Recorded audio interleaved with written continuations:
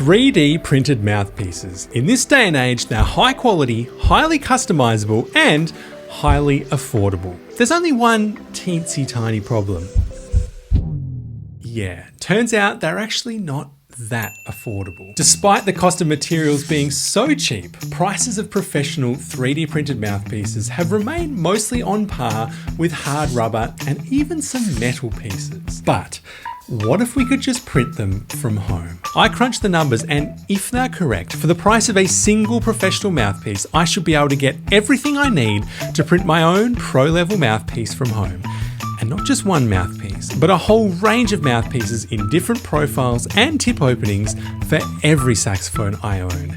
If this works, it'll be a game changer for saxophone players everywhere. So if you're even a little curious about printing a professional grade sax mouthpiece from your home, this video is for you.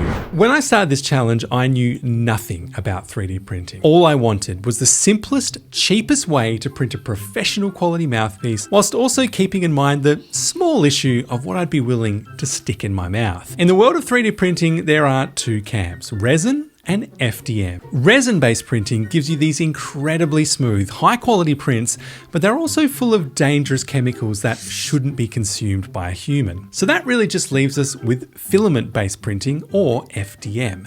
It's the most popular choice for 3D printing generally, and most reassuringly of all, it's what SYOS use too. So the logical next step is to pick a printer. Keeping in mind our budget of about $275, which is right in the middle of what professional mouthpieces actually cost nowadays, I arrived at this one, the Bambu Lab A1 Mini. At only $234, it still leaves some wiggle room in our budget, but what really attracted me to this printer is how easy people say it is to use. Setup is minimal, and the printer mercifully is designed to handle most of the minute calibrations itself.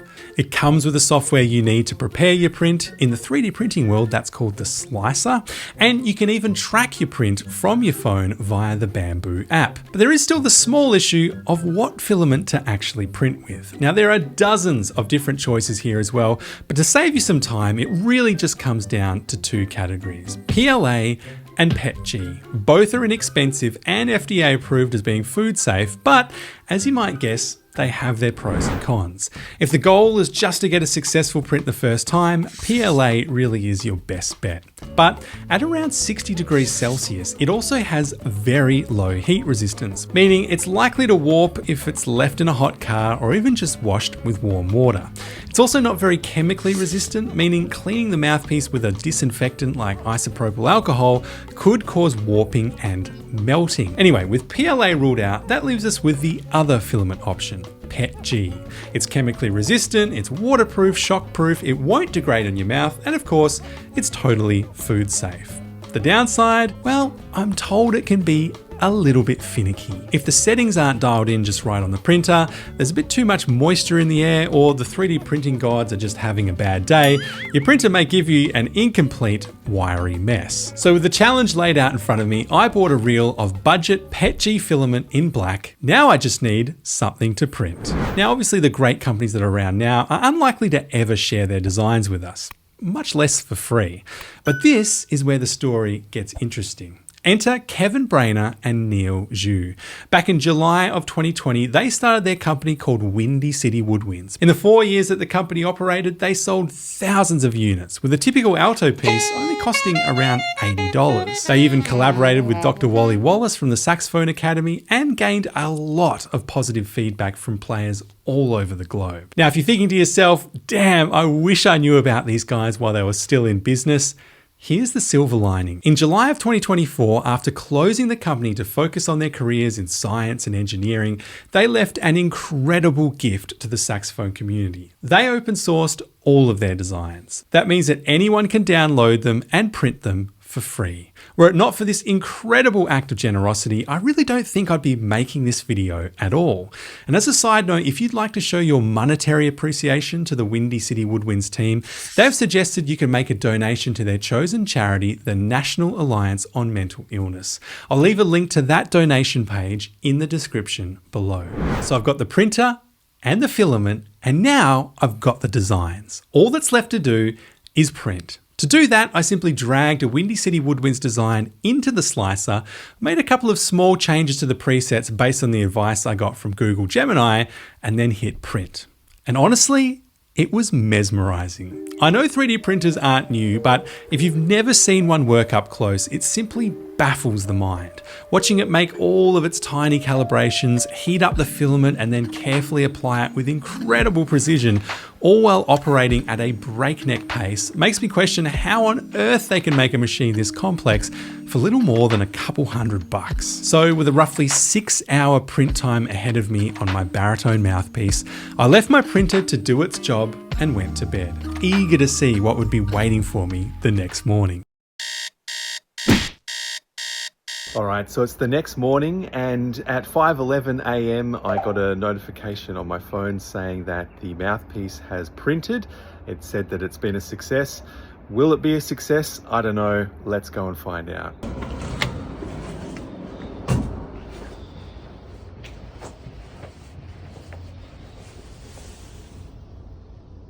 Okay.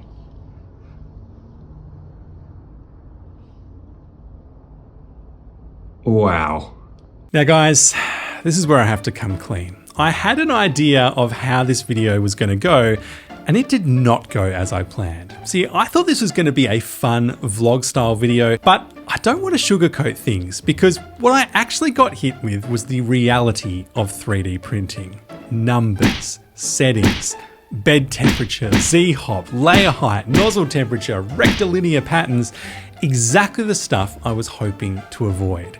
Every time I walked in to find another failed print, my AI sidekick just assured me it had the perfectly crafted solution. And for all this incessant back and forth, at the end of the day, this is all I had to show for it. About a dozen half-finished mouthpieces and wiry spaghetti monsters that flew off the bed before the print was complete. It was frustrating, it was disheartening, and I was starting to feel like I had bitten off way more than I could chew. But as they say, it's always darkest before the dawn. So I had a thought. What if the problem wasn't the settings at all? What if the problem was that I simply cheaped out on the filament? The man at the store told me that the difference between the budget filament I bought and the premium stuff was negligible. But I was at the point of desperation and I needed to try something. So I decided to fork out more money for the Bambu Lab branded PETG HF, which all told was only $8 more than the budget reel anyway. And I did one other thing that proved to be very consequential. I added more supports. Ignoring the contradicting advice I was getting from my AI, I painted supports over the entire bottom half of the mouthpiece, just being careful to avoid the table. Then what the slicer does is generate this alien-looking tree-like support that connects the mouthpiece to the bed, helping prevent it from launching into the air mid-print. So with a fresh roll of filament, extra supports, and a quick prayer to the 3D printing gods, I press print one last time.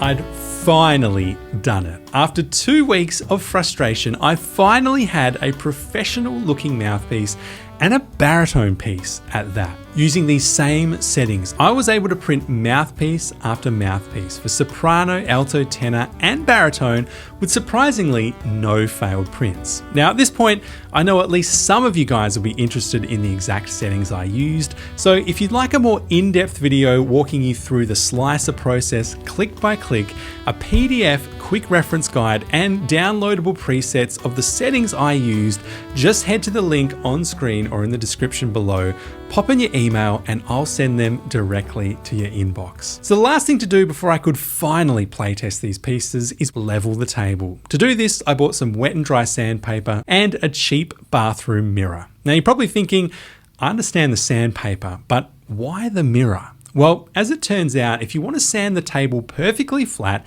you need something perfectly flat to sand it on, which a mirror just happens to be. Even Theo Wane sells a glass plate on his website for mouthpiece refaces, but as far as I know, a mirror from the hardware store works just as well. Now, I chose to use some water while sanding these pieces to mitigate any warping or pilling that might occur when the heat's applied from the sanding process, and it seemed to work quite effectively. So after lightly sanding the table of each mouthpiece with both grades of sandpaper and giving them a good wash afterwards, it's finally time for the ultimate question.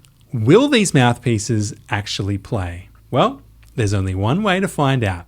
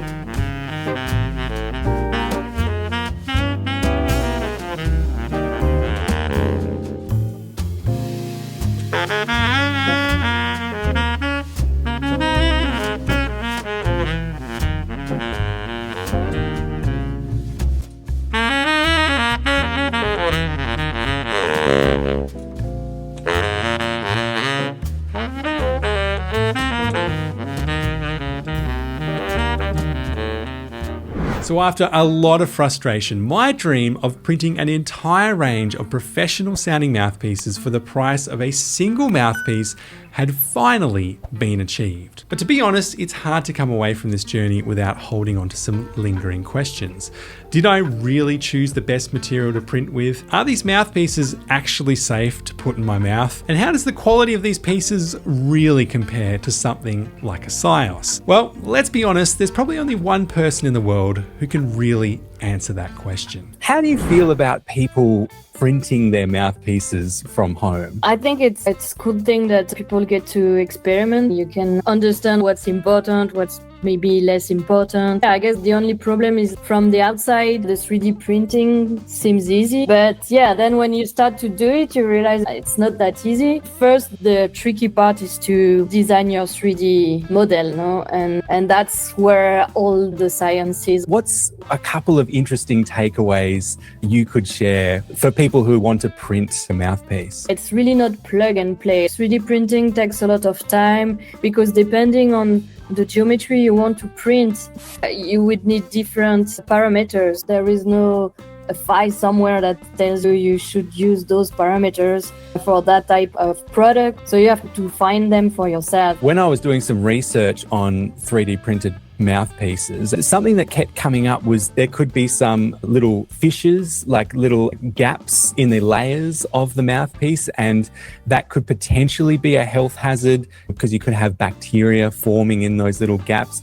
Is that something that you guys ever encountered? I actually don't really understand where exactly that comes from. Yes, there is some porosity, but the thing is, wood also has porosity. We use the wood to make tools for kitchen. The thing is, yes, you need to clean your mouthpiece, and some people don't. For the 3D printing mouthpieces, if you don't clean it, then it will get dirtier a bit quickly. But if you clean it, it's fine. What are the advantages of a SYOS mouthpiece over just say a home printed mouthpiece?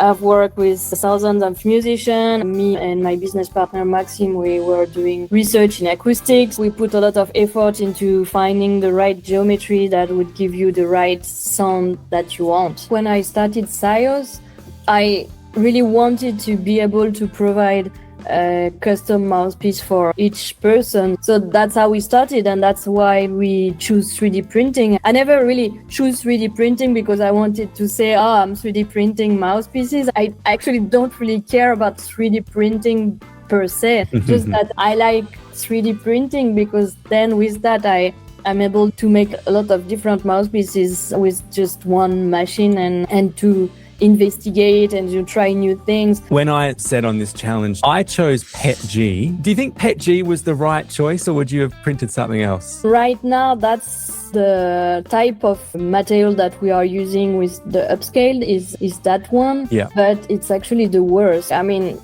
it's really difficult to print well that type of material. So as a start, I wouldn't advise to start with that. I would advise to start with PLA. PLA is usually easier to print. It's not so dependent on temperature because like the PETG, you need to have really closed environment and you need to monitor your temperature so you have perfect temperature all the time. Also, like this kind of material usually needs to be heated. So you need to heat the plastic before you print it. So it's too much. And also usually that's why you got a lot of prints that stopped in the middle because this material is a bit more fluid, but it has tendency to stick and to block the nozzle. So it's worse. And we changed for that type of material because of the density, because of the durability and everything. And it's good, but it's for us right now, even now, like we have so much more trouble to print that with than our other materials. Were it not for the team at Windy City Woodwinds open sourcing their hard-earned designs, the state of home 3D printed mouthpieces would be very different. These designs offer a great reason for sax players to dip their toes into the 3D printing world, since finding just one mouthpiece that you would like enough to keep virtually justifies your entire initial cost of investment. Plus, you can even print some sad-looking stormtroopers on the side. Thank you so much to Pauline from SYOS for taking part in this video. Remember, if you want to skip all the frustration and just have a great sounding mouthpiece from the get-go, I am convinced that SYOS have a mouthpiece for literally everyone. Thank you to the team at Windy City Woodwinds for sharing your designs with me and everyone in the saxophone community. If you'd like to show your support to them and a truly great organization at the same time, please donate like I did to the National Alliance on Mental Illness. And if you watch this video and you're inspired to get into the world of 3D printing, head to the link below to watch my click-by-click tutorial of the Bambu software, download my presets and a PDF cheat sheet so you can print your own mouthpieces from home. Now, I am not a 3D printing expert, but what I can do is just give you the exact process and settings I followed so you'll hopefully have the same result. Now, are you curious to hear some SYOS pieces in action? Well, you can check out that video here. Or are you feeling lucky and you want the all-powerful YouTube algorithm to pick your next SaxTuition video? Well, you can roll the dice and check out that video there. Thanks again for watching, everyone. Make sure to like the video and subscribe to the SaxTuition YouTube channel for more great saxophone content, and I'll see you all again soon.